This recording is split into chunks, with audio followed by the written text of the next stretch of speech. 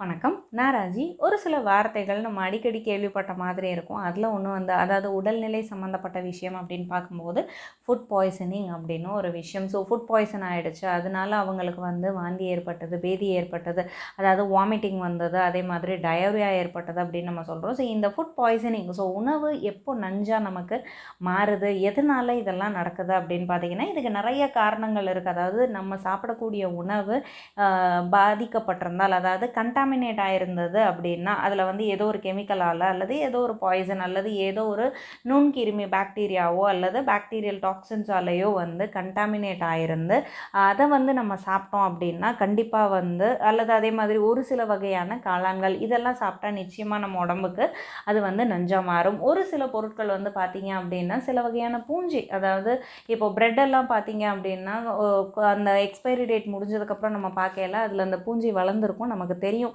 ஆனால் சில உணவுகளில் வந்து பார்த்திங்க அப்படின்னா இந்த மாதிரி பூஞ்சை வளர்றது நம்மளுடைய கண்களுக்கு தெரியாது. அது மட்டும் இல்லாமல் ஒரு சில வகையான பூஞ்சைகள் நம்ம சமைத்தாலுமே கூட அதில் இருக்கக்கூடிய அந்த இன்ஃபெக்ஷனுக்கு காரணமாக இருக்கக்கூடிய மைக்ரோ ஆர்கானிசம்ஸ், நுண்கிருமிகள், அது பாக்டீரியாவாக இருக்கலாம், ஸோ என்ன வேணாலும் இருக்கலாம். இதெல்லாமே நம்ம சமைத்தாலும் அல்லது எவ்வளோ தூரம் நீங்கள் வந்து டெம்பரேச்சரை வெப்பநிலை அதிகரிச்சிங்க அப்படின்னாலும் அந்த வெப்பநிலையில் வந்து இது சாகாமல் இருக்கும். ஸோ அந்த மாதிரி இருக்கும்போதும் கண்டிப்பாக நம்மளுடைய உணவு வந்து ஒரு நஞ்சாக வந்து மாறுறதுக்கான வாய்ப்பு நிறையா இருக்குது. அதே மாதிரி இந்த பாக்டீரியாஸ் வந்து நான் சொன்னேன் டெம்பரேச்சர் இன்க்ரீஸ் பண்ணாலும், அதாவது நம்ம சமையல் பண்ணாலுமே சமைச்சாலுமே அது வந்து அழிஞ்சு போகாது.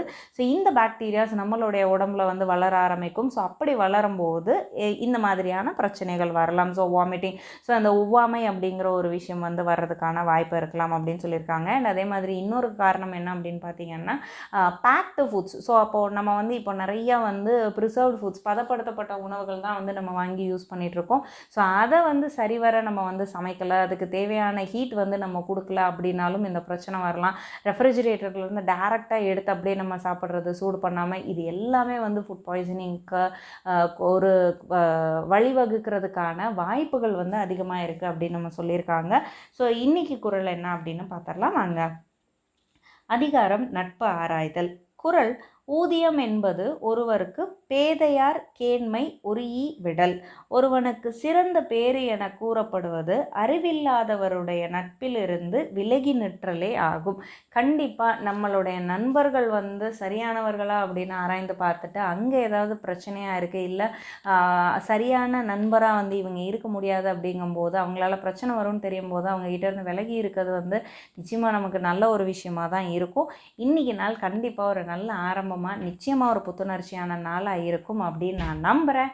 ஜெய்ஹிந்த்.